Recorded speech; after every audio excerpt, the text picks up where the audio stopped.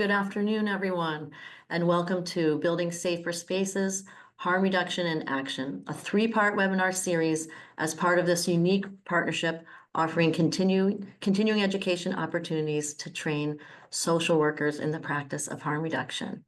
My name is Jen Tracy, and I'm the Chief Program Officer at the RIZE Massachusetts Foundation and a fellow social worker. RIZE is proud to be part of this groundbreaking partnership with the National Harm Reduction Coalition and the National Association of Social Workers Massachusetts chapter to expand knowledge and create space for dialogue about harm reduction and social work, and to advance practice and deepen relationships with our clients. We are so pleased to welcome you to the first webinar in a three-part series of 2025 focused on topics such as trauma, addiction, and supporting survivors of sexual violence in the practice of harm reduction. This series builds on our past webinars on themes such as cultural humility, stigma, and supporting families impacted by substance use disorder. As some of you may know and be joining us for the first time today, I'm happy to share some brief background about RIZE. Launched in 2017, RIZE is a public-private partnership solely dedicated to funding and collaborating on solutions to end the overdose crisis. Our goal is to ensure that people experiencing substance use disorder have access to care and experience better quality of life and overall health. Always guided by those with lived and living experience and unafraid of new ideas, RIZE is building networks, creating programming, and investing in community partners who are using novel approaches to preventing overdose and increasing access to treatment and recovery supports. One of our strategies to end the overdose crisis is building inclusive networks to share lessons in exploring and enabling change. This is what we aim to accomplish during this series. We are very honored and grateful to be partnering with the National Harm Reduction Coalition and the National Association of Social Workers Massachusetts chapter to bring forth the fourth year of this partnership to you. Before we get started, we just want to share a few housekeeping items. This webinar will run from 12 to 1:30 and is worth 1.5 continuing education units. These CEs are also approved for attendees from Rhode Island. Please remain on mute throughout the webinar, but feel free to add your questions and comments in the chat. We'll try to reserve the last 10 or 15 minutes for a question and answer session, but the speakers today will be available for questions if we run out of time. And please make sure your full name is displayed on your Zoom. This presentation will include verbal descriptions of images and slides to accommodate attendees with visual impairments. Slides will be shared after the webinar to those that complete the evaluation form. And please note this webinar will be recorded and later posted on the NASW Social Work Online CE Institute. If you're attending this program live, you must stay for the full event to receive full credit. The recordings will be posted also on the RIZE YouTube channel for non-credit viewing at any time. There will also be a code given at the end of this webinar. All participants must enter this code in the course evaluation form to receive credit. You can find the link to the form in the email reminder that was sent with Zoom information. Thank you all in advance for taking the time to share your feedback. For this series, we'll once again be led by our partners, Tanagra Melgarejo Pulido from the National Harm Reduction Coalition and Joe Pereira of Outlook Associates of New England. And with that, I'm really happy to turn it over to Joe and Tanagra to get us started. Thank you. Thank you, Jen. Buenas tardes. Good afternoon. I'm going to share my screen, so please bear with me 3 seconds. Want to make sure also that our sound is working. That is perfect. Let me just get myself set up. As Jen said, my name is Tanagra Melgarejo Pulido, and I have been with National Harm Reduction Coalition for 8 years. And I'm so excited and honored to be in this space with all of you for the third time, right? To offer to create this space with all of you for learning and reflection. And I'm just going to pass the microphone to my esteemed and lovely colleague, Joe, so he can go ahead and introduce himself. Thank you, Tanagra. Thank you. I always appreciate, I've been learning to, well, I am appreciating my work with Tanagra through the past couple of years. It's been really a unique opportunity for me, and I'm very grateful for being with Tanagra for these trainings. So I am currently in private practice in Arlington with a focus on anger management, as well as working with people with chemical addictions. I just wanted to quickly say, so one of my self-care sort of things that I do is I like to go out to eat. And so I want to see this training as an amuse-bouche in terms of really, given that we have an hour and a half, it's a lot to cover. So it's really an introduction, and we hope that people will be inspired to do more learning, which you are already, I hope, doing anyway. And also to keep in mind this notion of deliberate practice, which is really, I think, been coming as something that has sort of come to the fore the past few years about, healthcare providers really learning how to engage with people, and it's an ongoing process. And then the other thing is just to let people know that we are going to be repeating some material from previous sessions, but I think we do that because we think it's important principles that need to be reinforced. And then finally, with co-occurring disorders, while the focus is on trauma, we also want people to keep in mind issues like depression and anxiety as part of that mindset. Thank you, Joe. And so without further ado, we'll just go ahead and get started into the formal part of the training. As I mentioned, I'm part of the National Harm Reduction Coalition. NHRC has been around for 30 years. We started in the midst of a previous pandemic, the HIV/AIDS pandemic, at a time where people who use drugs were being impacted by that pandemic. They were not being included in conversations that were happening at the national, state, and local levels regarding how to best address it, how to best approach it. And so people who use drugs did what we do when things like this happen, which is we organized and demanded a space and a seat at the table to be involved in those conversations, because as people who were impacted, our outlook and our perspective and our expertise, we knew was necessary to figure out a comprehensive, holistic way to address it. And so out of that, we were born, and we continue to work this day to create and build spaces for dialogue and action that can help heal the harms that are caused by racialized drug policies. I'm part of the trainings and technical assistance team, but as you can see, we do a lot of stuff in here. We invite you always to visit our website. We have a broad array of amazing resources and publications that are there that are free for folks to download, to use. The only thing that we always ask is if you're planning on adapting something, that you just give us credit, but otherwise they're there for folks to use, because what good does it do to have a great resource if it's not seeing the light of day, right? We don't want it sitting in a drawer. We want it out in the world, being used and being shared with others. In terms of what Joe and I are hoping we can accomplish today is, first, and as Joe explained, in order for us to level set and ensure that we're all coming from the same place with the same understanding, we'll do a brief review of what harm reduction is, and a review of also what we understand for the sake of this training to be co-occurring disorders. And then we'll move to explore the impacts of trauma and go deeper into exploring the intersection of trauma, stigma, and substance use, how those three things interweave, interconnect, how do they play out and can play out in our participants' everyday lives.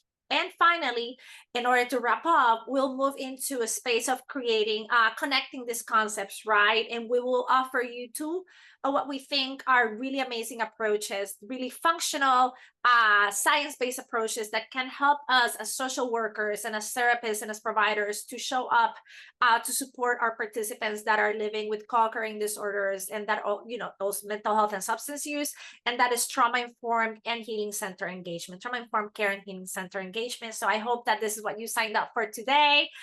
We're excited to be here. And then I'm going to pass it over to Joe, who's going to kick us off. Okay, great. Thank you, Tanagra. And I just want to emphasize the National Harm Reduction Coalition is real. The website is really great with the resources and trainings that they offer. So want to encourage people to take a look at that.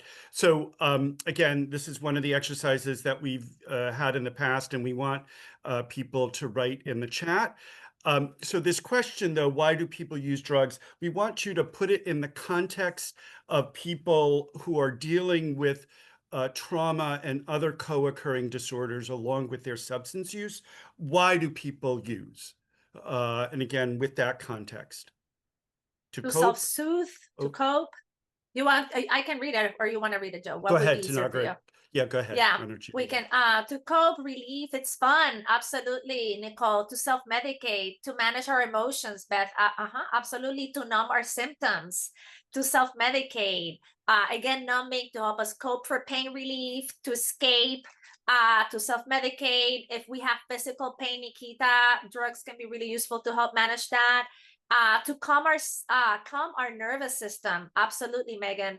Let's see what else that we see here: to bury our emotions, to experience outer body experiences, to cope, a lot of coping, to forget, not to feel, or to feel better, which is interesting, right? We want to feel, and use drugs can help us feel, and sometimes feeling feels too heavy, so we just want to pause on the feeling, and drugs can help with that.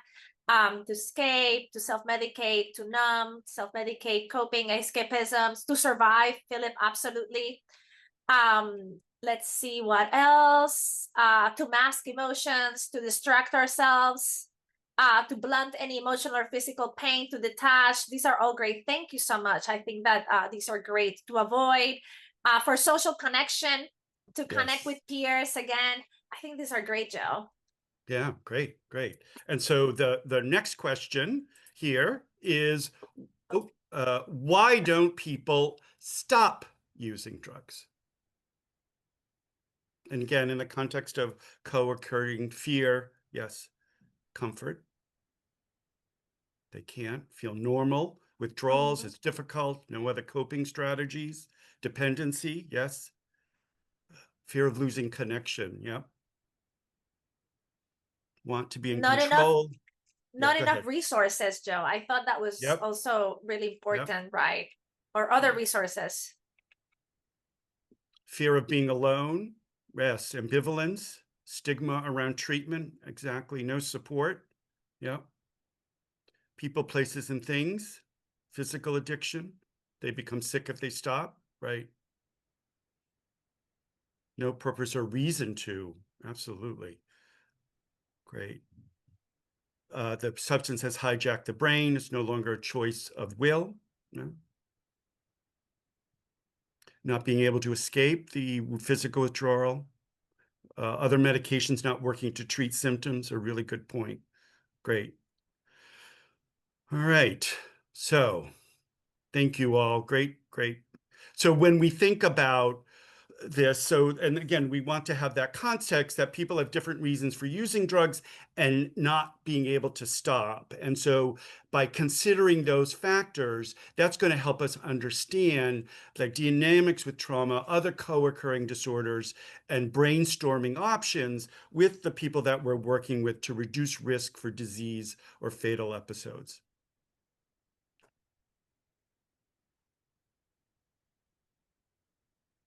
And I think one of the things that I was looking at as you were all sharing in the chat is this idea of like people not stop using and not using for the same reasons, right? And part of what can help us create a space, a container that is safer for folks to feel that they can show up and share those things with us is harm reduction. And so harm reduction is an approach.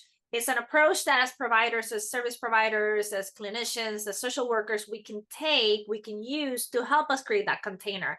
And what I love about harm reduction also, and as someone who loves to eat as well, and love to have many options because I like to try many different things, is that harm reduction gives us a spectrum, a buffet of options. of strategies that we can bring up, that we can share, that we can explore with clients, patients, and participants to help us dive deeper into what could be those negative consequences that they identify that are associated with their substance use, with sex work, or many other behaviors that may be risky for folks. And we can do that through exploring with folks safer techniques. And for the sake of this session, there's many safer techniques, but having access to naloxone, which is a medication for folks that can be used when folks are experiencing an opioid overdose, having access to that, having access to new sterile equipment. All of those are safer techniques. Managed use is another space where folks are thinking or reconsidering their use. So here, in regards to co-occurring disorders, is exploring, if I'm using substances, both prescribed and not prescribed, how do I manage my use? How do I engage in polysubstance use in a safer way until maybe I am ready to transition out of that? So managed use is using less, using at different times of the day, exploring what substances are being used and the impact when those substances are used at the same time. What would be the impact of that on the body, and approach it from a lens of how can I do this safer? And then finally, we have abstinence. Abstinence is part of the harm reduction spectrum. There's a misconception that harm reduction and abstinence are opposites. No, we believe that abstinence should be a choice for folks. And as a choice, it's not something that is imposed.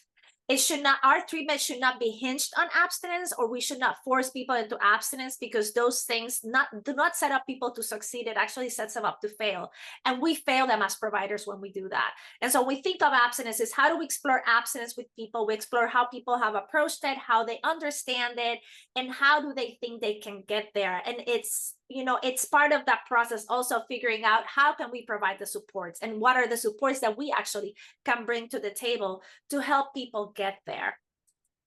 Harm reduction is also a movement. I started by explaining to you a little bit about the history of National Harm Reduction Coalition and why we formed, right? And we had to form because we believe that you don't have social justice if you don't think about public health as a social justice issue. Like, such public health has to be imbued in social justice and vice versa. That the only way that we can end the inequality and oppression that we see happen every day in this country is if we work from a framework and we foster this framework of health and liberation for people. That racism, stigma, misogyny, trans and homophobia, the criminalization of people being unhoused, the criminalization of poverty are the real causes of harm for people many times. Substance use is a factor, and it's not the real cause of harm when you think about what that person's intersecting identities are and how they move through the world, and how we continue to see the criminalization of our experiences, of our lives, of our bodies, of who we are as people. And finally, the only way that we will achieve transformative change, that we will be able to turn this tide around, to turn this boat around into a direction that it's towards empathy, solidarity, caring, is if we follow the leadership of those that are most impacted. And in this case, are people living with mental health conditions and people living with substance use. And I think this is me, right, Joe? And then you'll come after me. So, and then, you know, as we are thinking of harm reduction, there are two key concepts that are very important in this practice. The first one is this concept of personal autonomy. And we're borrowing, for the sake of this space, this definition from our colleagues and friends at NASDAQ, that are defining personal autonomy as a person's capacity for self-determination and self-governance. Each of us here, we as a human right have the right to determine what is best for us. I have a right to know what a medication can do to me, how it will impact me, what I put in my body or I don't put in my body, who touches my body, who gets close to me, or who I don't want to get close to me, right? And so when we're working with people who use drugs, as providers, as clinicians, as therapists, it requires us to respect the choices of those folks that we're working with. It may not be the choice that we would make. And that is perfectly fine, because this process is not about me as a clinician, it's about the patient in front of me. It may not be the choice that I would make, and it is essential that I respect the choices of that person as their right.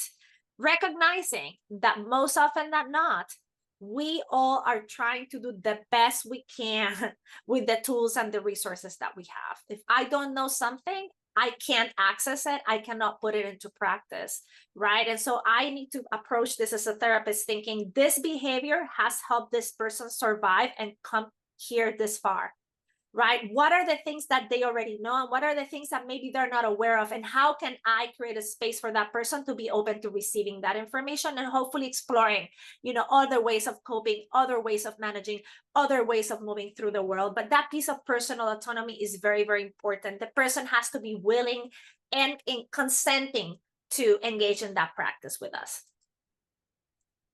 So before I kind of talk about radical neutrality acceptance, just to kind of follow up with Tanagra about, I think of the many wrongs of this current political administration, I think one of them is the kind of the demonization of harm reduction approach, that somehow it's being, it's kind of been sort of morphed into, oh, people don't care if people are using. And I think it's really important for us to push back against that narrative, because harm reduction has been with us since the 80s, if not earlier, around certainly with the HIV epidemic. And so it's about saving lives, and we need to push back against that narrative about that somehow it's wrong. So radical neutrality and acceptance as providers of services, I think it's really important to kind of understand that we have to sometimes grapple with ethical gray areas. And we have to tolerate, accept, and understand difficult behaviors, be open to learning from our clients, relinquish the role of authority and judge or expert. And this comes from the work of Pat Denning and Janine Little, who are really kind of some of the founders of harm reduction therapy when it comes to substance use. I want to say that this isn't easy all the time. I've certainly been faced with not being able to take that sometimes radical neutrality stance and having to step back and really constantly, I think it's something that we have to constantly monitor ourselves with. And this is using the therapeutic sort of terms of countertransference and sort of what's coming up for us and what may get in the way of us kind of achieving this radical neutrality and acceptance. And many of you are probably familiar. So what has helped me with this has also been kind of taking a motivational interviewing perspective, which I think can be really helpful. I think also, Joe, thinking about this as a practice, right? And as building a muscle, right? And if we go to the gym, there are days that we're really pumped and we're really good at the gym. And there's other days where it's like discipline, right? I go to the gym and I try my best, and my best is going to look different every day. And I think that part of like that self-reflection of how do I show up today, to engage in this practice. And if I feel that day, like there's days for me where I'm like, wow, that was not like that wasn't my best. So what happened? What was triggered in me? Like what came up for me, so that I'm aware, right? So that I can take that into account as I am moving through this process, because, we're holding a container and we're creating a safe container for folks that are coming to us and they're sharing with us stuff that is really, really challenging and really, really hard. Sometimes I ask myself, how did this person make it today? How are they still alive with everything that they faced?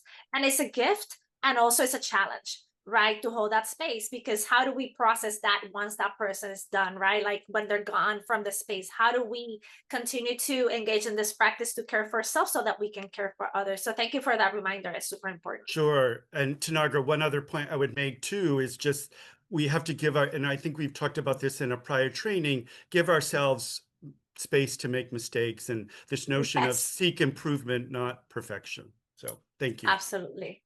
Thank you for that reminder. It's extending ourselves the same grace if we will extend participants. And so now, John, I want to share this brief video with you. And as you're listening to it, if there's anything that comes up for you, and you can share in the chat, it's a video that is speaking about the intersection of substance use and mental health, kind of giving us an intro into this notion of co-occurring disorders.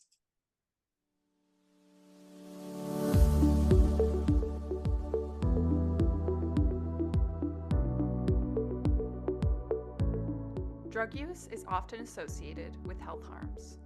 Infectious diseases such as HIV and AIDS and hepatitis C have clear links to drug use. There are also links between drug use and mental health problems that we need to consider. People with problematic forms of drug use often suffer from both a substance use and mental health disorder.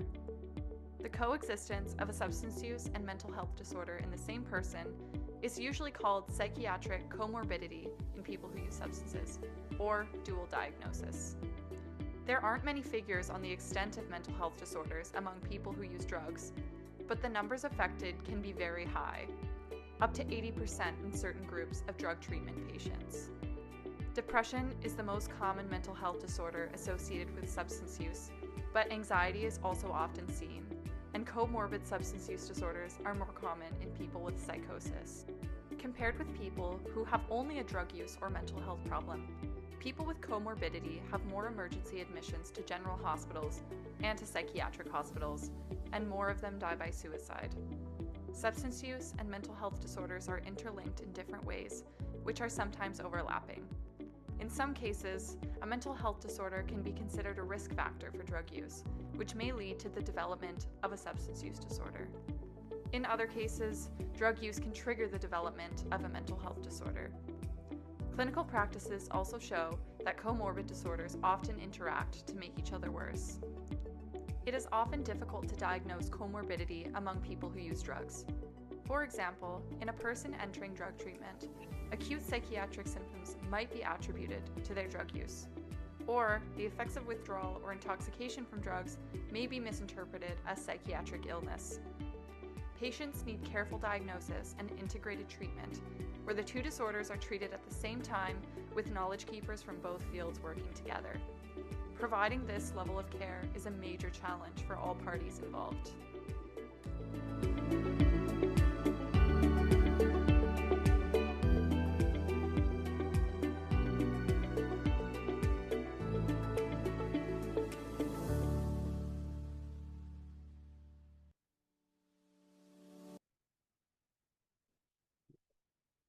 Thanks, Tanagra. So just to this is kind of a slide on the spectrum of substance use.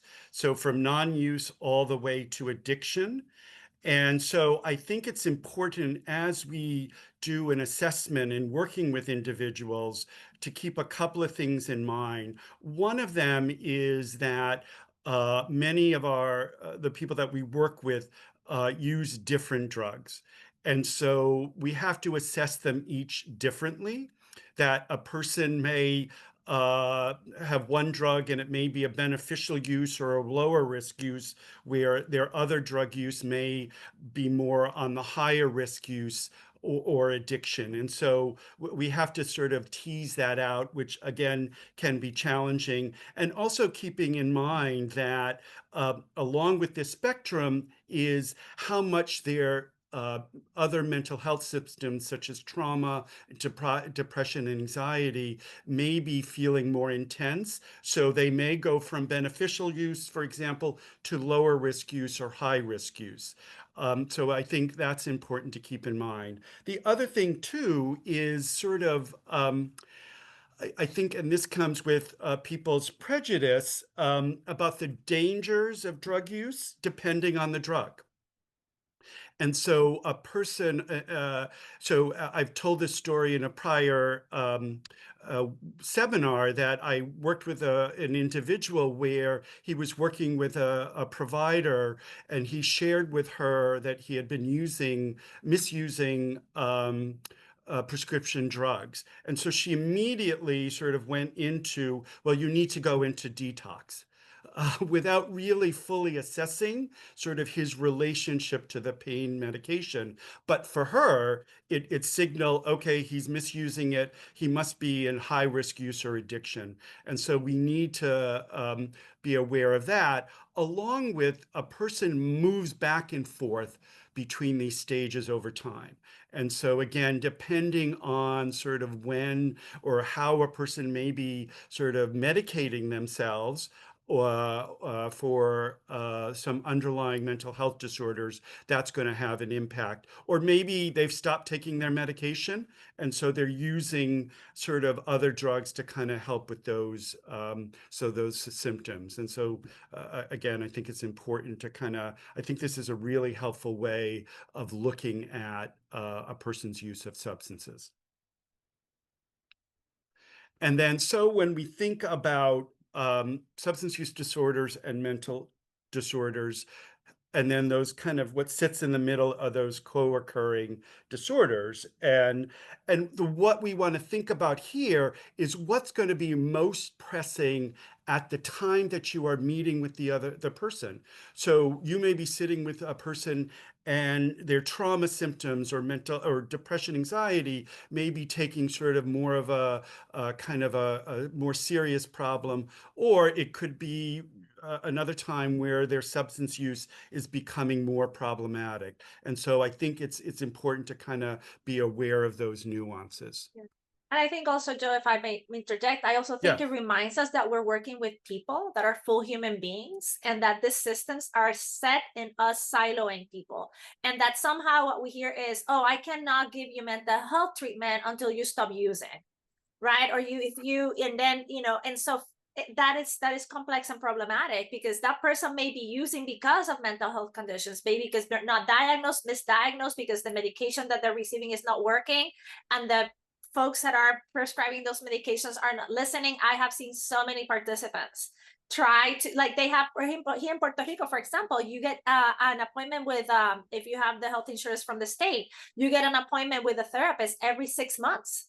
And so in 6 months, many things happen, and the person can say to that therapist, hey, or the psychiatrist, like, the medication is not working, and they don't trust them, they don't believe them, they think that they're misusing, and so the person is forced to use substances. So I think if anything we take from this is that we should be able to work with full human beings, and part of the challenge is that the system is not set up to work in that way, and yet we can challenge it, because it's to set up the person to succeed, right? Instead of continuing to harm them. And I think when we think of co-occurring disorders, here we have an image, right, of a wheel that kind of shows to us how, when you live with co-occurring disorders, these impact every aspect of our life, from our social and relational issues, where folks don't understand the intersection of that, and sometimes we're judged because of our use, or we're judged because of our mental health conditions. We can have medical problems. It impacts our spiritual life. It can have occupational concerns, because it can impact our ability to continue to be employed or to find employment. There's definitely an impact on family dynamics, right? Or sometimes we experience resentment and fear from family members, or our family relationships can be broken or damaged. There is a history of trauma there, both that I bring, but also that the system creates, because I get mistreated constantly because of the lack of understanding of how these things intersect and impact people's lives. It can bring up legal matters. I was just listening today in the radio, they're trying to use the habeas corpus here in Puerto Rico to support folks that are living with mental health conditions, that are being thrown into jail because we don't have anywhere else in Puerto Rico to put them. Imagine, that's where they allegedly get their treatment. And so part of what they were saying is that sometimes the neighbors are forced to call the police because we don't have any other recourse. And what they're saying is, we don't want this person to go to jail. We just want some support to help them be supported. But they don't have family, they don't have connections. And basically they have now legal matters in place, and they don't have anywhere to go. And so they throw them in jail. And then educational opportunities are also things that can be impacted in terms of, navigating a life experiencing co-occurring disorders. So again, these are, if people have attended our prior sort of trainings, we kind of talked about this. Again, I think this is a really interesting way of, again, as part of an assessment, this whole notion of drug, set, and setting. So the first one is obviously the drug itself that you're discussing, or what people are using. And again, being aware that it may be multiple drugs that a person is using. So, thinking about that, but how frequently a person is using, whether it's prescribed, whether they bought it on the street, how they're using it. Is it IV? Is it snorting? Is it, that kind of thing. And then the effects of that drug for the individual. And that relates to the mindset someone is bringing to the situation, including thoughts, moods, and expectations. And one of the things, just to kind of give you an example of that, is oftentimes for women that they will be using drugs as a way of connecting with their spouse or partner. And so that's the mindset that the only way that they can stay in connection is to be using. And so there's kind of the set aspect to that. One thing I sometimes ask as a way of teasing that kind of the drug and the mindset is that especially if somebody's using multiple drugs, is kind of their desert island drug. So what drug would they use to take to a desert island if they could use it sort of without any sort of negative or any harm? And that can sometimes give us insight as to what the drug is performing for them. And then the other aspect of this is the physical and social environment where the person is, and their perception of how that can promote or reduce risk. And a number of you put in the in the chat room when we were asking about people's using, and I guess that also goes along with the set, but they may be in a setting where the only way to connect, to make social connections, is with people that are using. And so, that may be a factor as well. Yeah. And I think also when we think of drug set setting, again, it's a reminder of us being person-centered when we offer our care, right? That knowing, having information and data about the drug, it's important. And many times what happens is that the system asks us to stop there.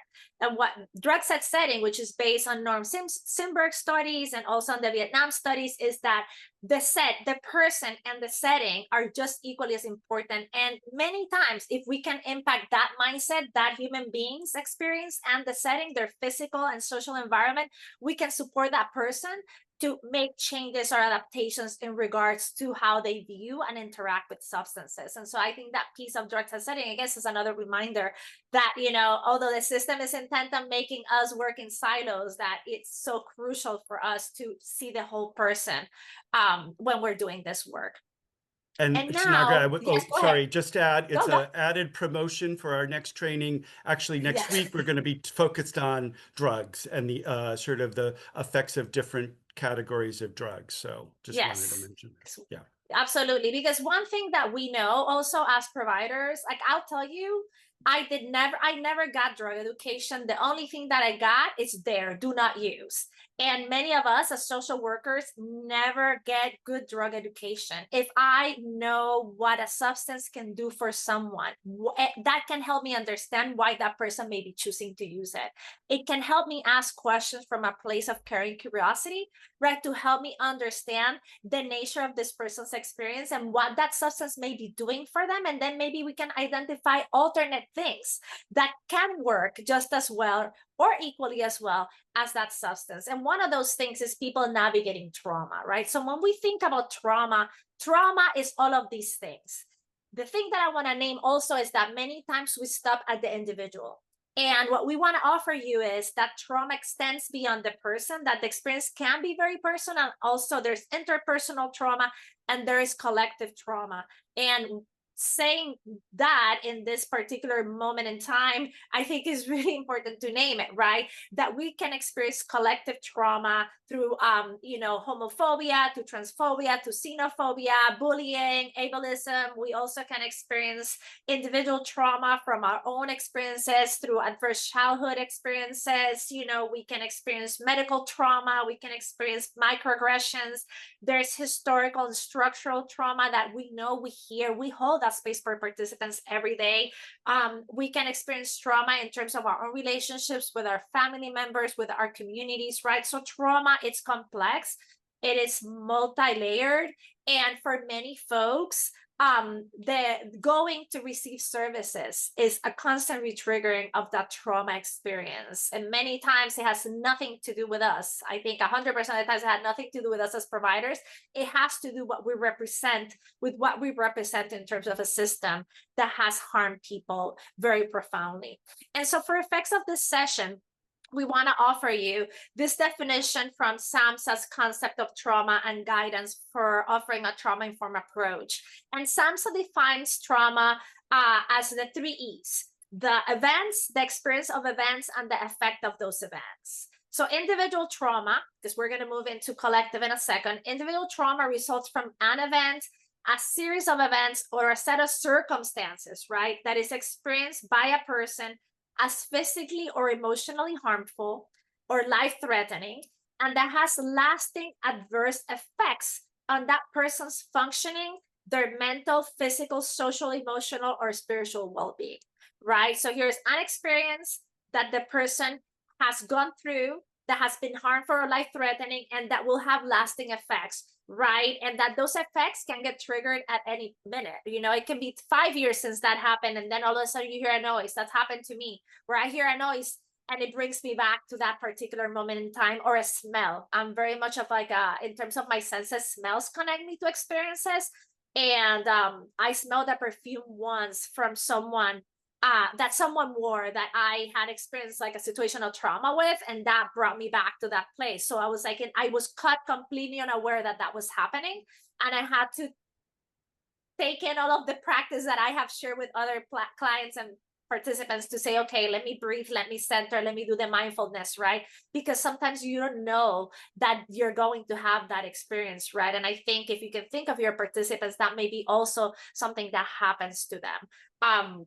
And so when we're thinking of examples of trauma, we just want to offer you some. This list is certainly not comprehensive. You know, there's many other examples you probably can think of, but some examples of trauma that we've heard from participants that we've worked with are experiencing or observing either physical, social, or emotional abuse, childhood neglect, having a family member that is living with a mental health or a substance use disorder that can create a lot of trauma for folks, experiencing or witnessing violence in our communities or while serving in the military. Again, that Norm Simberg study and the Vietnam studies who looked at folks that were coming back from Vietnam. And then poverty and systemic discrimination are some of those examples of trauma that we know and hear from our participants that they experience. And also, you know, as we were saying earlier, there's individual trauma, but there's also this collective trauma that is structural, historic, or intergenerational, right? Again, SAMHSA is telling us that communities as a whole can experience trauma. One of those examples are natural disasters. Here in Puerto Rico, we're bracing for hurricane season. And let me tell you, every time that, you know, hurricane season starts, you can sense the energy in people and the collective energy of like being short fuse. Is that how you say it? Because we are really anxious. Like it brings up, you know, so much fear around that. You know, when I lived in California, it was the fire season that really put people on edge, right? We can also look at collective trauma as circumstances that one group can inflict on the other, such as the war on drugs, stealing people's homelands, forcibly relocating people, servitude or mass incarceration, or any ongoing violence in the community, right? And then finally, we know that some of this trauma can be, and there's studies that show that can be transmitted and is transmitted from one generation to the next in a pattern that it's called epigenetics, that we call intergenerational trauma, that is historical trauma, that it's rooted in communities being in conditions of poverty, of oppression, of invisibilization, of dehumanization. So before we go over this activity, two other things I just wanted to add to Naga's point. So when we think about, when she talked about that, it made me think about a client that I worked with a number of years ago who was triggered by actually taking off his pants belt, because that he was severely physically abused by his father, and his father would take off his belt to kind of use against him. And so that was a triggering response for him. And so, and then the other thing I would say is and I think people here probably have an appreciation, but the observing of somebody being abused is so detrimental.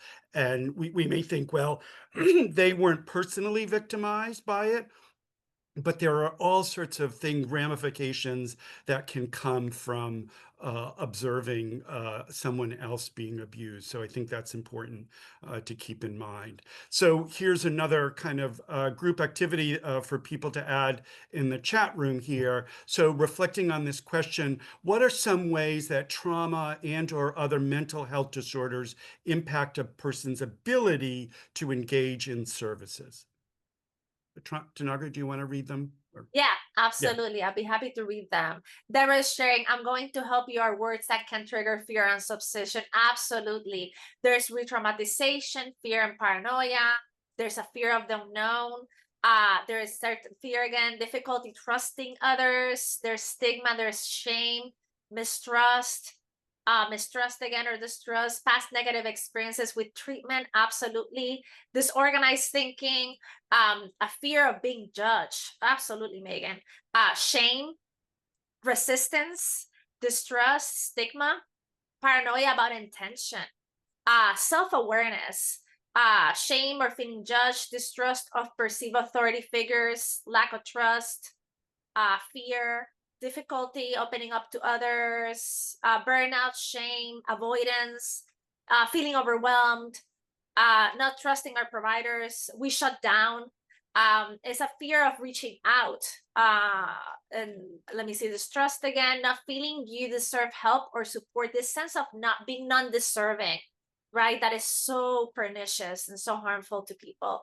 Psychosis, dissociation, isolation, systemic issues that can cause more harm or put people at risk in other aspects of their lives. Absolutely, Manuela. Oh, Feliz, don't know that word. What is anhedonia? Is that how you pronounce it? That is new to me. I learned something new. So do you know what, can someone tell me what that is? I didn't know what anhedonia is. Or is maybe we need to I'm gonna so have to look it up. yeah, it's a lack of joy, sort of A lack of in joy. kind of, Okay.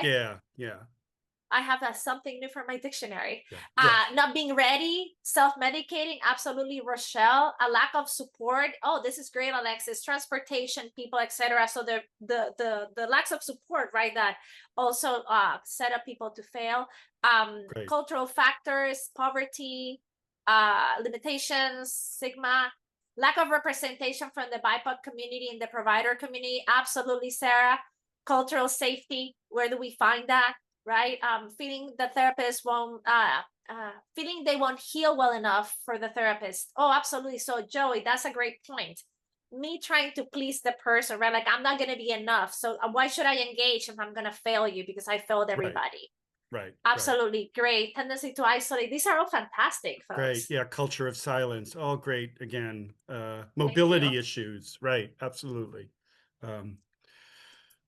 Okay, so before we kind of take a deeper dive into stigma and trauma, so I just kind of want to talk about these treatment modes when it comes to co-occurring disorders. And so, excuse me, I've been in the field now for over 35 years, and we're still dealing with this issue. And I think Tanagra had sort of made kind of reference to this. So the sequential treatment model is client is treated in one system, either addiction or mental health, and then by the other. So often is the case, and again, I think back in the day, certainly a lot of the agencies that I worked with was, well, okay, you have you're presenting with a mental health issue, yeah, but you're using substances. So go get fixed with that, and then we'll help you with the mental health issues. And again, I think that there's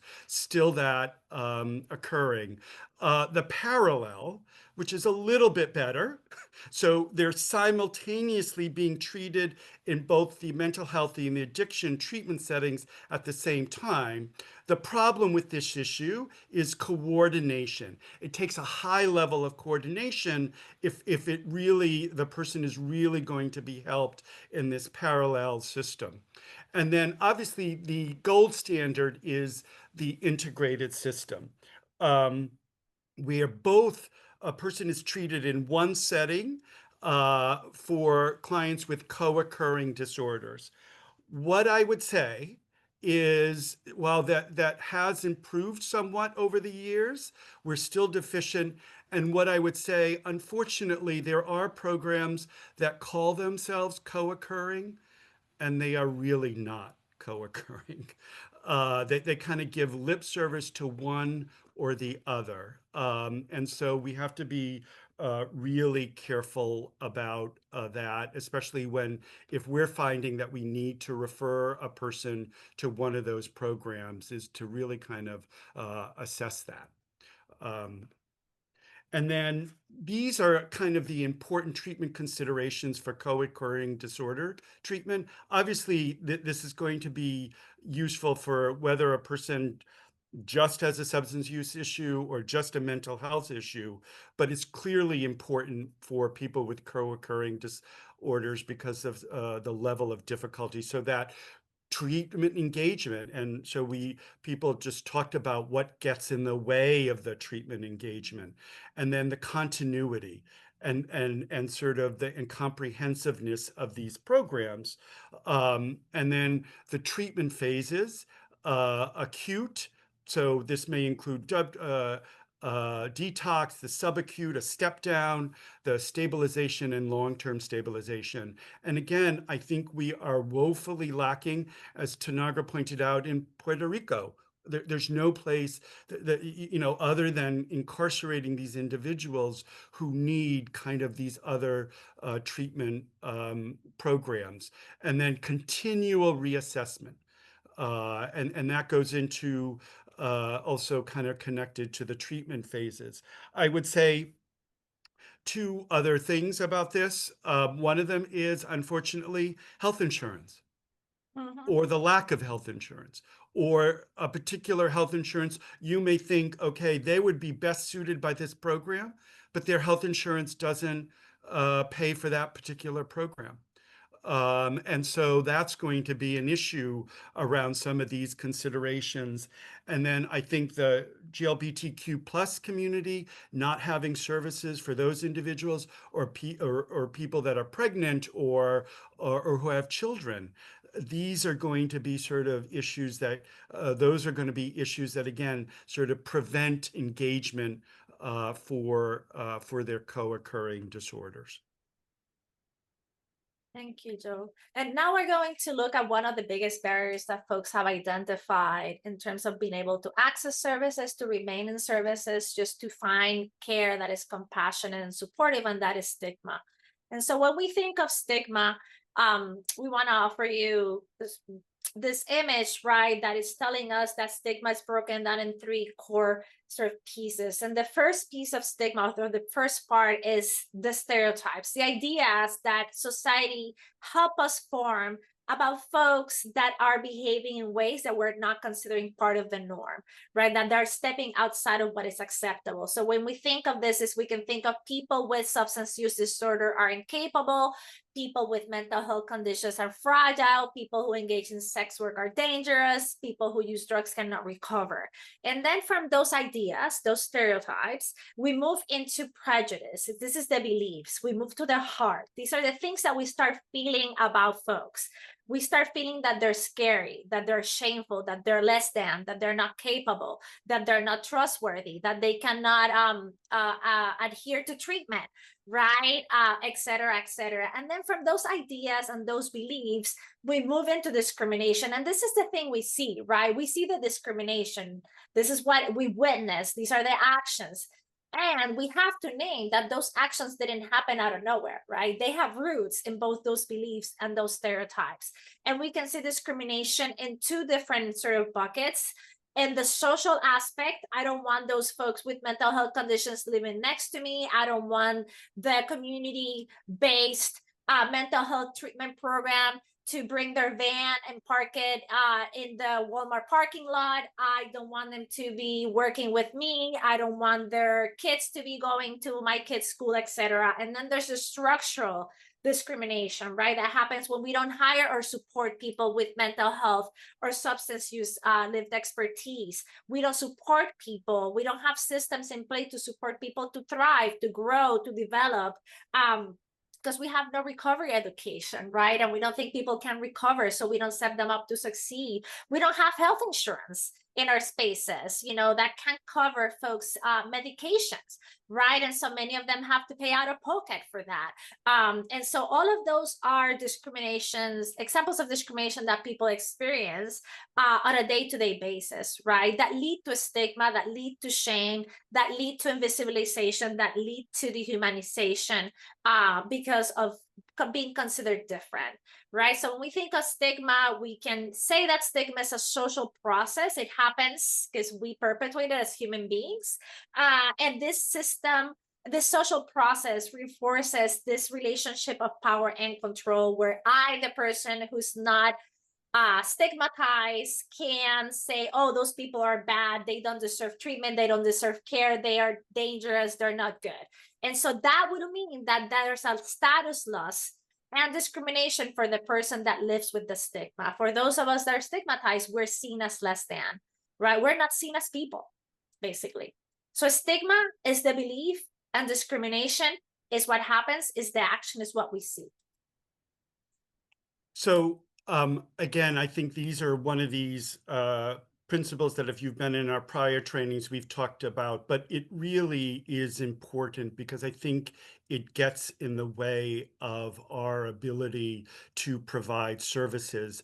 And one of the things too is that stigma can occur even with in groups of people who use drugs, that, oh, I use this drug, I would never use that drug. People who use that drug are considered bad or negative. And then also, and again, I think this is changing somewhat, but people who may access or use 12-step programs, for the longest time, people who had underlying mental health issues were stigmatized in those settings. That, oh, you know, oh, you're on medication, oh, you're just using another form of that's just another form of addiction.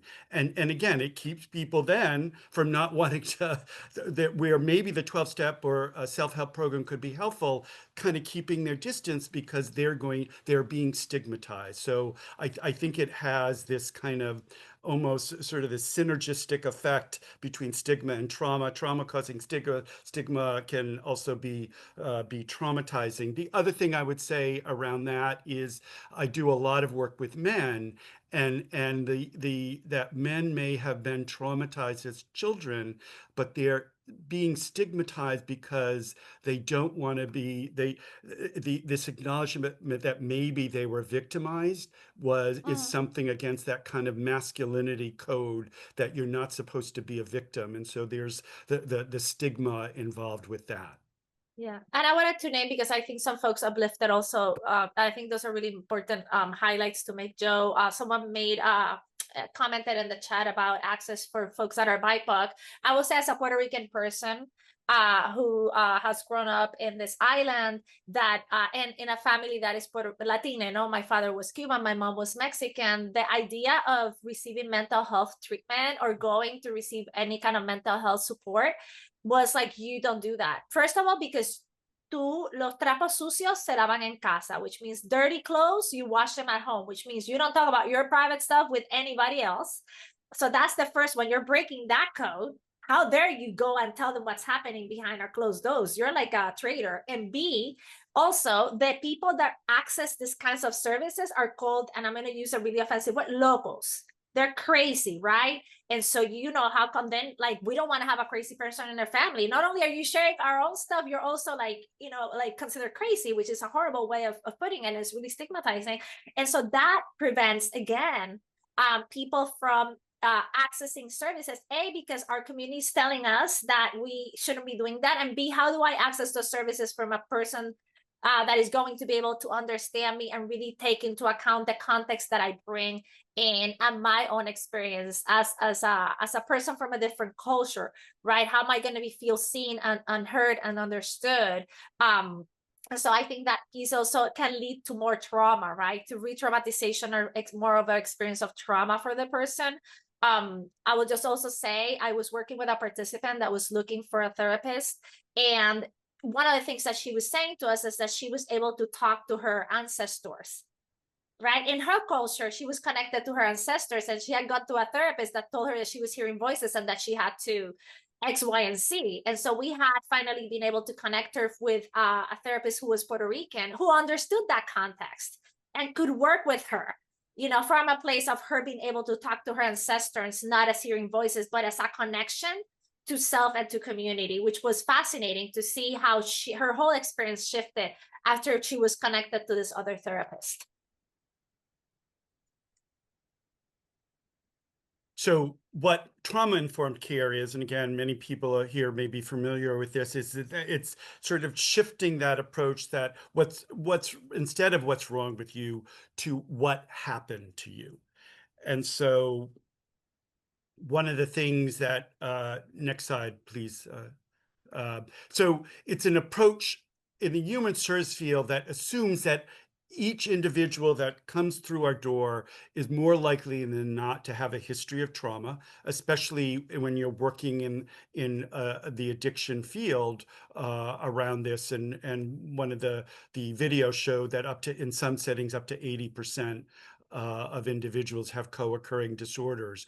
And you know, while, and the other thing you want to be aware of is that to make this distinction, so even though a person may not have a formal diagnosis of post-traumatic stress disorder, they may still experience trauma symptoms. And so we have to not get caught up in this, oh, well, they're not diagnosed, or do we need to diagnose them? Is that we want to sort of see how the trauma symptoms play out in their lives, how it's related to their substance use. And so even though I would not consider myself a trauma expert, I would consider myself trauma informed. And so as I'm working with somebody, you know, are there other services that the person needs to access and that would be perhaps more appropriate or in addition to the work that I am doing with an individual? As I mentioned, I work a lot with people with anger issues. And so we may do a piece of work, but their anger is related to childhood issues. That may be something like EMDR or some other form of a very focused trauma treatment may be more helpful. And so kind of considering that is an important consideration. This is me, right? Yeah. Yes.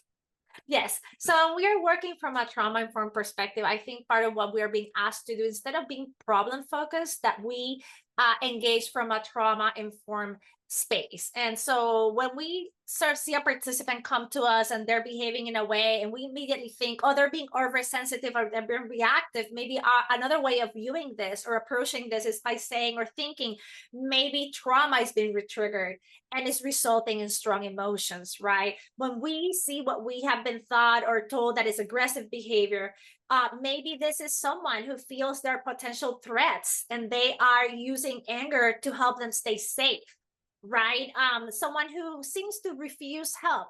Maybe there's shame. I think many of you brought up shame as a result of trauma. Shame is triggered when help is offered because we've been told, right, that we should be able to do, like, pull ourselves from our bootstraps, right? That we shouldn't be asking for help, particularly for male identified folks. There's a lot of shame attached because of sexism and misogyny and machismo that men should not ask for help. When we think that someone has no motivation, maybe this person has depression or they have PTSD and there's a sense of avoidance, right? And there's this avoidance, and this is helping them to manage that discomfort, right? Like not connecting is like, I don't deal with that, so I don't feel the discomfort, right? Someone that may be perceived as avoidant, right? Avoiding people. It is a way to manage stress and retriggering. If I don't connect, if I don't engage, maybe this person won't say something that can retrigger me. Maybe this experience won't feel unsafe. And then finally, someone that we perceive as disengaged, they could be experiencing dissociation from trauma, right? So I think that for me, this is a good reminder that most of the time we approach this from a problem-focused perspective. And what this is giving us permission as providers to approach this from caring curiosity, right? From a place as what may be happening. Like what may be behind this behavior or this person's reaction, and that's accessing that trauma-informed perspective to help us go deeper, right? And really try to understand and ask questions that can help us understand better what may be happening. And trauma-informed care has the 6 core principles that I always feel are so similar to the principles of harm reduction, right? We want to first try to build spaces that are safest as possible. Because when we experience trauma, safety is paramount, right? Feeling a sense of control for many of us is having safety. So we cannot make people safe, right? Because we don't control everything, but we can certainly help them be safer by the way that we set up our spaces, our interactions, our connections with people. And it's so important in order for us to help people feel safer, to be trustworthy and transparent. If I feel there's a hidden agenda, as someone who has experienced trauma, I immediately, all of my antennas that I have 100,000 of them are going to come out.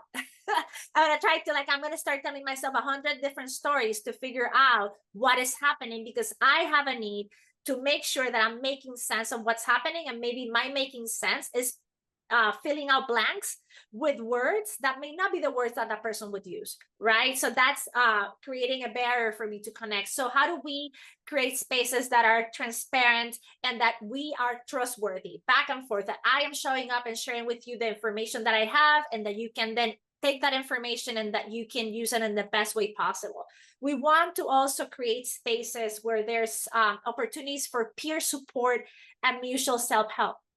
I think one of the most powerful things both about trauma-informed care principles and harm reduction is this space of us connecting with others that have shared with us that lived or live in expertise, right? It's not the same, and yet we're not alone, right? There's someone that sees me and I see them, and we have this shared experience that we can connect and we can share supports, tools, strategies. So that means that we foster spaces of collaboration and mutuality, not only between participants, clients, and patients, also between us as providers and as clients. I'm not showing up here as an expert to tell you what to do. I'm showing up here as your partner in this process, where many times you'll lead and sometimes you'll ask me to lead, and many times we'll be dancing together, so we're not stepping in each other's toes, right? It's feeling each other's energy and moving with that energy. We also want to make sure that we're always centering the expertise and the voices of folks, and we want to create spaces for empowerment, voice, and choice. Many times, those of us that experience violence and trauma have experienced also being silenced. Stigma silences us, stigma invisibilizes us. So having that space to practice voicing our desires, our needs without shame, without fear, can be so powerful. And maybe this is the first time that someone is doing that because they never had that opportunity. So they may not know how to do it, right? And that's the space where we can support someone to try that out. And finally, we cannot forget the importance of doing this work from an intersectional lens and really trying to be culturally safe, to bring in those historical factors, those gender issues, right, that really impact that people's ability to move through the world and to receive services. Many of the substance use services that are out there, whether recovery, treatment, and prevention, are basically built for men. They're androcentric. So they're not taking into consideration the experience of people that are embody female bodies, right? And that experience. So having that in mind, keeping that in mind, can help us understand why some people may be failing at being successful in those settings. And we want then also to offer you that we can stay in trauma-informed, and being trauma-informed is really important. And we want to offer you that we can take this another step, right? And we can move from being trauma-informed to being healing-centered, right? And creating spaces that are patient-centered and that are rooted in healing-centered engagement, right? And this is an approach, again, that is asking us to sit down and think about this question. Instead of what's happened to you, we want to ask folks, what's right with you? We want to look at and help people find those strengths, that's resiliency, that power, that self-efficacy, that autonomy, right? That people, if they're given room to practice and they are given room to exercise it, they will be successful, right? So we really want to believe that these participants that are working with us can be and should be the agents in the creation of their own well-being, right? We stop seeing them as victims, right? We see them through the lens of empowerment and the lens of personal autonomy. and radical neutrality, as we were saying earlier. And here are, again, the 6 principles of healing center engagement, very similar to the principles of trauma-informed care. Again, for us as a reminder that we take these principles and we can think about how do we bring these principles into our practice? What are the things that I'm already doing that are helping create safe spaces for my participants, my clients, and my patients? How am I being trustworthy and transparent, right? And what are the things that maybe I'm not doing that I can bring into that space? What is the room in our practice for collaboration and mutuality? How do I give people space and room to engage with me as a therapist in the creation of their own sort of work plan, of their own, like to establish their own process, right? Am I giving them empowerment through voice and choice? And am I someone who, how do I feel about my own sort of breadth and depth when it comes to historical issues, to cultural issues? Many of us are working with people that are very different from who we are. And yet we can do that in a beautiful way if we're open to engaging in a culturally safe practice, right? If we really think about what are the things that I need to learn to help me understand better, how can I show up for this person? We don't have to use drugs or have had used drugs to work with people who use drugs. Because the thing that we have to be open is to listening and learning from that person's experience and having that humility to allow that person to share with us what we need to know in a way that feels safer to them, so that then we can bring in the stuff that we know, and then we can blend that together, and we have this beautiful stew or salad or whatever you want to call it that we're building together with each other. So actually, Tanagra, can you go back Yes. to that previous? So This one? yes, yeah, thank you. 2 other kind of just emphasize the issue of safety. Again, I'm probably speaking to the converted, but I sometimes this came to me a few months ago, the safety. I was doing an intake on somebody for my anger management group, and as part of the intake, a lot of psychosocial questions that can get very personal. And my mindset is, I'm a therapist, I'm a social worker. Of course, they're going to feel safe.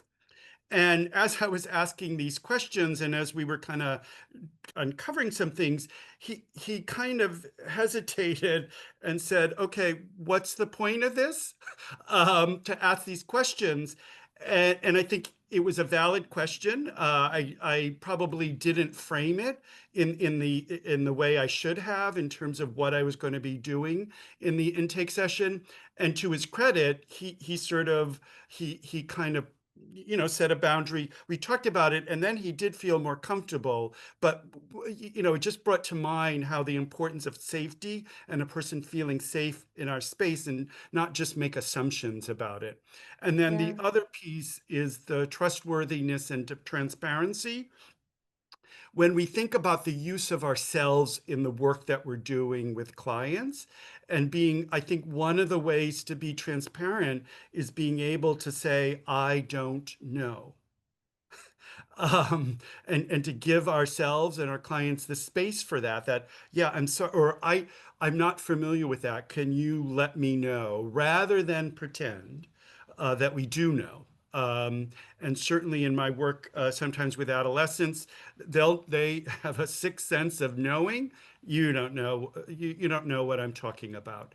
And so being honest with the individual, and allowing ourselves that permission that we're not experts in everything, and that it's important for us not to know, or that it's okay for us to say we don't know. Thank you. Yeah, thank you.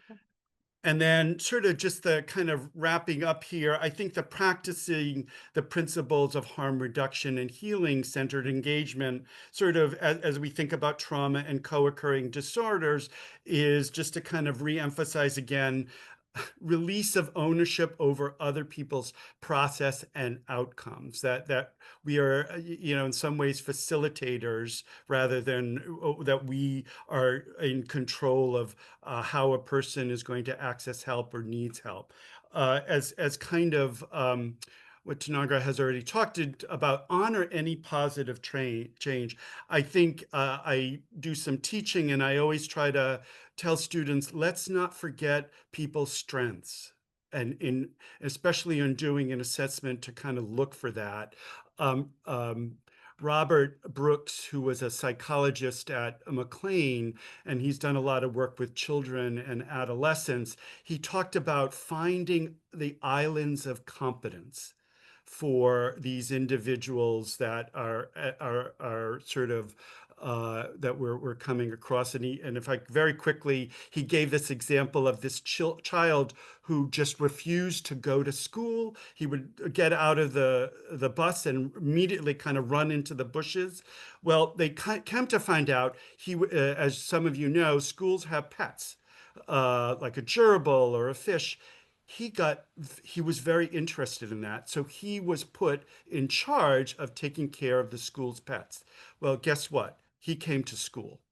And so, you know, that's an example of finding this island of competence that help this child to engage in school. And then center the autonomy and self-determination of every person. I think somebody wrote in the chat, voices and choice.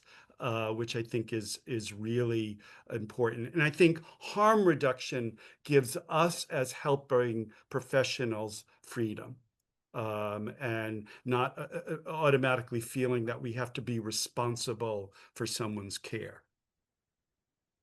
Thank you, Joe. Thank you for that. So I think that I think this is the last slide. Yes. So maybe what people can, if they're already using techniques or strategies, to kind of put them in the chat, or if anything from what we've said kind of helps people sort of take some takeaway from this to help them be helpful when working with participants experiencing co-occurring disorders. And if people could put those in the chat, and then we'll open it up to any questions or comments. So what I'm going to do is I'm going to stop sharing. I'm going to copy this in the chat so folks can have the prompt, and that way that we can see each other. So give me 1 second while I do this. And then let me make sure that I'm sending this to everyone in the meeting, and then I'm fixing this. My apologies. There we go. So this is the prompt. So trying not to make assumptions, yes, especially about the effects of their trauma in their life today, really important. Each interaction with a client is a new one, and safety must be established at each meeting. I think that's good advice, given sort of the changeable nature of what people are dealing with. Client-centered, improve efficacy and outcomes, letting them be the leader in their own lives. Don't generalize. Yes, meeting the participant where they are, make them feel less shame or judgment, let them heal and give them their power back. Helps with building rapport, meeting them where they I are. love No thinking judgment. outside the box. Yes. Trauma often makes people feel powerless, out of control. So trauma-informed care gives their agency back. Thank you. Assume nothing. Yes, yes. Client-centered, make them feel comfortable and less shame without judgments. Clients determine the pace. Yes, really important. Don't go farther than what the client is willing to go. Meet the patient where they're at. Appreciate the reminder about personal autonomy, that most people are making their best choices with the tools and resources they have. To never forget people's strengths, it's critical. See their resiliency, absolutely. One size does not fit all. Integrating disciplines, yes, yes, yes. Recognize how behaviors have helped them survive, right? Yeah.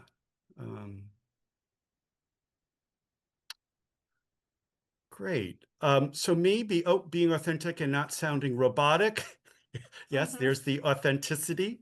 Sometimes it's necessary to play devil's advocate, sure.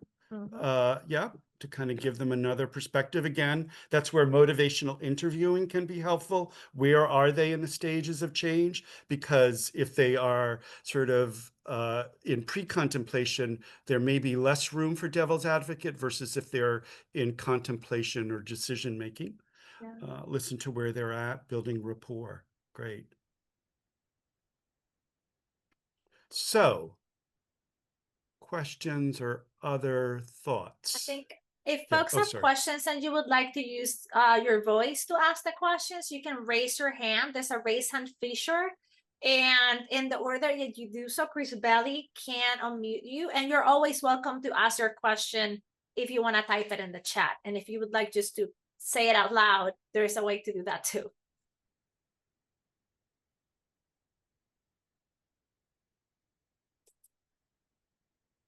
Yes, so you can add your questions in the chat. You can also unmute yourself and ask a question. But before you do, make sure to use the reactions. Raise your hand so we can call on you, and then you can unmute yourself. So please use the hands reaction and we can call on you because we do have a lot of.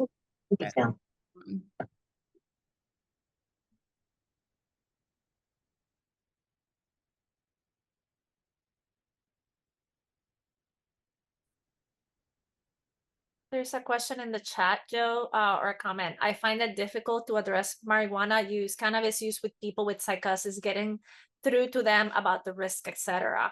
I think that's probably like an occurrence that many of us have heard before. I think, Leona, if I can offer anything, is maybe ask them about what the marijuana can does for them. Like, how is the cannabis helping them maybe address some of those symptoms of psychosis? Because with understanding that, maybe there's other questions we can ask to maybe see the risks. Because I think what I'm hearing this person tell you is the benefits for me right now are outweighing the risks. And so how do we sort of help them navigate that and maybe provide them with other options that feel realistic to them? So I would also add there again, and this is where exploration, I think it's a really helpful question, is how did they engage with the marijuana in the first place? I've worked with some people with who have psychotic symptoms, dealing with psychotic symptoms, and initially, in a way, the marijuana use helped them normalize things for themselves. And so I think to kind of think about that motivation, and then to Nagar's point, and again, this is where motivational interviewing can be very helpful, is just kind of doing pluses and minuses to be really honest. And I understand marijuana use is useful for you. Help me understand how that is. Do you see any drawback or risks? Or to kind of ask a more future-oriented question, would anything happen, do you think, that would make you start to think about that your risk with cannabis is becoming more problematic? And so having them think about that can also be useful. Deborah, sadly, Massachusetts doesn't have a safe consumption sites. Above ground, the only approved safe consumption sites in the United States are currently in New York, and it's On Point in Manhattan. There's 2 sites of On Point in Manhattan, and it's not only a safe consumption site, it is a space also that offers holistic wraparound services to folks as well. So there is mental health, physical health care. There's all these other alternate therapies. They offer breakfast, lunch, and dinner for folks that are there, because we know that many of our folks, it can be a harm reduction tool for folks to be able to be hydrated, to eat, to have space to rest. So I encourage you to, let me see if I can find the link and you can check them out. But sadly, they're not, we don't have any in Massachusetts at this point or anywhere else. Are the evaluation data on how folks in those programs fare? Absolutely, yes. There's plenty of studies, not only in the United States, but across the world. We're really like last to the party. These have been around for 40 years. What we know is that no one has ever died in a safe consumption site, that they have had zero deaths, that they've been able to respond to people's overdose experiences, basically using oxygen. They don't even have to use naloxone in many cases, which is also a really good finding. Although naloxone is fantastic, many times it put people in precipitated withdrawal, and that can be really uncomfortable. And it's a much more easy on the body to come back from an overdose, because it's an issue of breathing and having oxygen, using oxygen with them. So I can share some of more of that information with you if you would like. a couple of things. One of them is, and thank you, Kelsey, Rhode Island, my home state, was the first to have illegal sites in Providence. Correct me, somebody in the audience might correct me, but I think Somerville may be moving closer to having an overdose prevention site, although I don't know the update on that. Alana put in Massachusetts does have a statewide overdose prevention hotline. She put the link there. So again, Kelsey just kind of it's a pilot program that was just recently extended, but it's up and running. There was a question from Felice. I work at DMH. We're seeing a big rise in chronic methamphetamine use. The substance-induced psychosis from meth use lasts for so long. I'm also worried that the current cuts to substance use services is going to impact on our reduction in overdose deaths. Thoughts? Tanagra, I don't know if you and talk about the methamphetamine. I'm so sorry that you're seeing that. I think that our friends in the West Coast of the country have a lot of expertise in navigating that, because it's been the use of methamphetamine has been much prevalent and it has moved slowly across the United States to the East Coast in the way that we're seeing it now. I also agree with you that that meth psychosis can last really long and can be really traumatic and challenging, both for the person experiencing it and for the providers that are trying to offer the services, particularly if we don't have good expertise around working with clients with methamphetamine use. And I agree with you that certainly those cuts are just going to disenfranchise even further both participants and providers. I think that it would be an important conversation to have with the Department of Health in Massachusetts. The harm reduction unit there is amazing, and they're really committed to providing supports for folks that are doing this work, to see what are some of the things that they can see in the future being established around navigating specifically methamphetamine use, because methamphetamine use is a whole nother thing, right? In terms of how we address it, just the impacts, the way that impacts the body, the way that it's impacts people who are ingesting it. So I think for sure it would be important to sort of work in partnership with the state and other providers around that. So there's a bunch of questions here, and we're kind of running out of time or thoughts.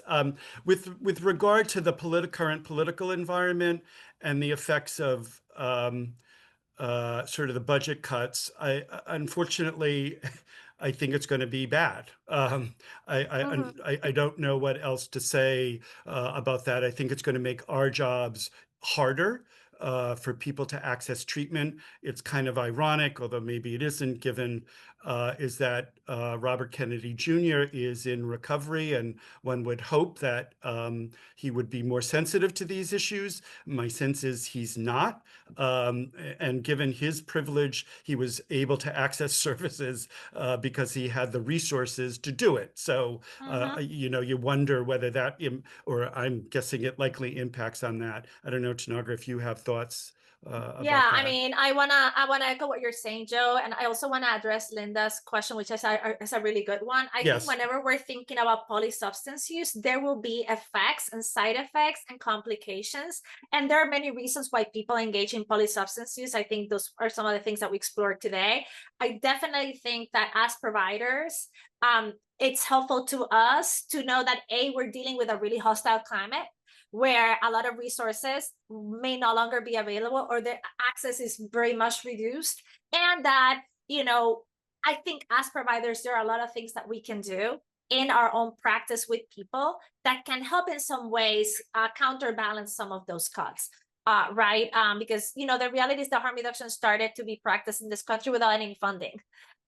There was zero funding for harm reduction services for many years, and people still did it. And I think, again, the state should be responsible for taking care of its people. And when they're choosing not to, we can go back to the fact that we know how to take care of each other and take care of ourselves. And hopefully we can do that together as a collective.